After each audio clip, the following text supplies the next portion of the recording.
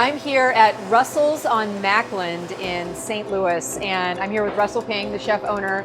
We're going to learn how to make homemade marshmallows, which a lot of folks, they think they just have to buy that stuff in a bag, but you can make marshmallows at home during the holidays. Very simple. Yeah, so basically all we're doing is making a candy, but then putting it into the mixer with a little bit of gelatin to whip a bunch of air into it. So basically that's all marshmallows are, and then you can flavor them any way that you want to. But you make it sound easy. So kind of show me the process. Okay, so we've got sugar, and we've got corn syrup. Now, one of the pieces of equipment that everybody will need to make this is a candy thermometer, right? Correct. That's the most important part. It's a little bit of water. As long as you've got a good candy thermometer and you can get this to 240 degrees, which is the softball stage candy making, you're in good shape. A little bit of salt just to give it flavor. I use kosher salt. You can use table salt. So do you just let this sit? Yes, you let it sit and you don't want to mess with it. Once it starts, you don't want to stir it. Explain to me why stirring it messes it up. You're basically just crystallizing the sugar that's in there. So you're taking cold sugar and you're reintroducing it to that hot sugar syrup, and it'll crystallize the whole thing. And then you just have to start over.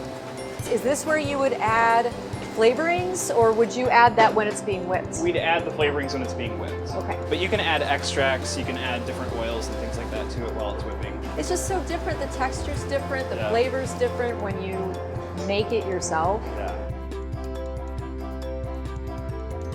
Okay, we're at 240 degrees. Technically the temperature is 241 for softball stage. If you're going over or under, you want it to be slightly over and not under, because the marshmallows won't set up. I've got a little bit of gelatin in here. Okay. That's been blooming with just some cold water, just to help stabilize. So this is gonna go in. I start on low so you don't get sugar in your face. And then once it's kind of incorporated together, go ahead and... Look at all that steam coming out. And then now all we're doing is just mixing air into this hot sugar. So it's gonna take about 8 to 10 minutes, and this will turn from liquid to nice and big and white and fluffy. It's already changing. Yeah.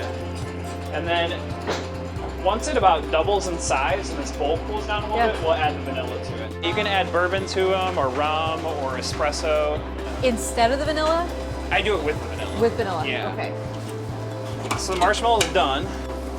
So now we're just gonna pipe this into little plastic molds. You just wanna make sure that you don't get a lot of air into the mold. So just hold your bag down at the very bottom and pipe up. Can I try? Yeah. So you just put steady pressure? Correct. Yep, perfect.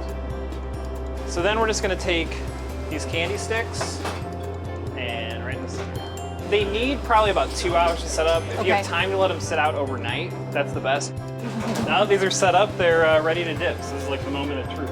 I got some melted chocolate we just did over a double boiler. And we're just gonna dip them and then roll them in the coconut. So what are some other ideas for ways that you can kind of dress up your little marshmallow? Our favorite way in the holidays is either white or dark chocolate and crushed peppermint. You're killing me.